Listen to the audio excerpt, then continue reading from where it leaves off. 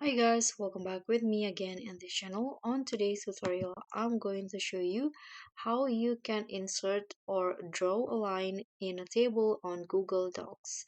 So if you want to add a line within the table in here, for example, I want to add lines in this columns and row. So what you need to do is go to insert. Here, if you want to only add a horizontal line, you can choose this option and a horizontal line will be added.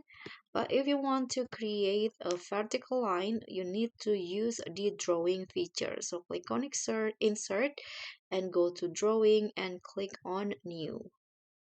So you'll be led to the drawing box.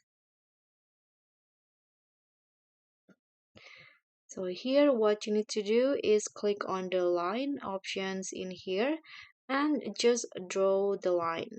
So I'm going to create a vertical line. Let's go like this. And after that, you can change the line weight in here. For example, you want to make it thick curve, you can just use this.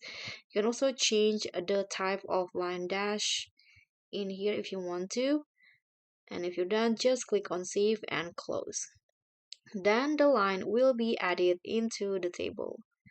So that's all from me. Thank you so much for watching. Don't forget to like, comment, and subscribe. Also, click on the thanks. Bye.